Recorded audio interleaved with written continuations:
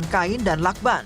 Kasus penganiayaan ini bermula dari laporan pengasuh yang melihat korban dianiaya pemilik daycare dan melapor ke orang tua sang bocah. Orang tua korban telah melaporkan kasus ini ke Polresta Pekanbaru. Polisi telah memeriksa 5 orang sebagai saksi untuk dimintai keterangan, termasuk orang tua lain yang menitipkan anak mereka di daycare yang sama untuk memastikan apakah ada korban lain. Pemilik daycare, Winda Febrina, kini juga sudah resmi ditetapkan sebagai tersangka.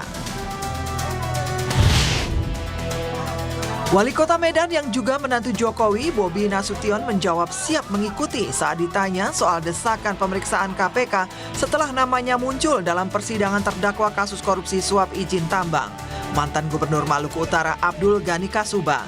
Namun Bobi Nasution tidak mau berkomentar banyak soal apakah ia mengenal dan pernah bertemu dengan Abdul Ghani Kasuba terkait kasus suap izin tambang.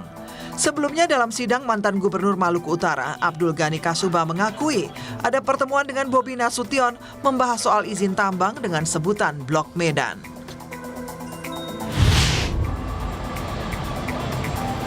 Untuk pertama kalinya, duplikat bendera pusaka Sang Merah Putih dan teks proklamasi diarak dari Monumen Nasional menuju Ibu Kota Nusantara jelang peringatan Hari Ulang Tahun ke-79 Republik Indonesia, 17 Agustus mendatang.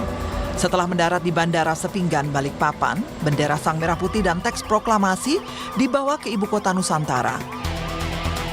Selanjutnya, bendera dan teks proklamasi dibawa dan disimpan di Istana Negara Ibu Kota Nusantara.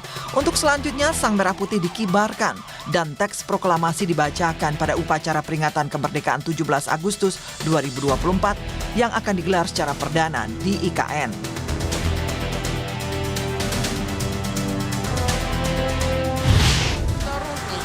Banjir melanda sejumlah wilayah di Rusia Timur setelah meluapnya Sungai Brianka di wilayah Buryatia dan membanjiri desa Zaigraeva di dekatnya. Sejumlah warga terpaksa mengungsi setelah rumah mereka terendam banjir. TV pemerintah Rusia melaporkan puluhan rumah yang terendam air dan warga yang mengungsi. Ketinggian air bahkan berkisar mencapai 1 meter. Keadaan darurat regional berlaku di 3 distrik di wilayah Buryatia. Air banjir meluap dari bendungan di Waduk Konkoloi di distrik Mukor Sibir awal pekan ini sehingga menambah krisis yang terjadi.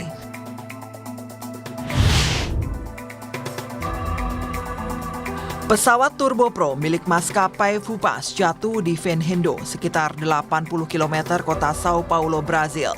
Pada Sabtu dini hari waktu Indonesia Barat, 61 orang tewas dalam musibah tersebut. Pesawat terbang dari Cascavel di negara bagian Paraná. Pesawat mengangkut 57 penumpang dan diawaki 4 orang. Seluruhnya tewas. Pesawat bermesin ganda itu jatuh di kawasan permukiman, namun tidak ada warga setempat yang terluka. Semua korban tewas adalah mereka yang berada di dalam pesawat. Presiden Brazil, Luiz Inácio Lula da Silva, berduka atas musibah ini dan mengumumkan masa berkabung selama 3 hari. Balai Kota Venhendo juga menetapkan masa berkabung selama 3 hari. Kecelakaan pesawat ini merupakan kecelakaan paling mematikan di Brazil sejak kecelakaan pesawat pada 2007 yang menewaskan 199 orang.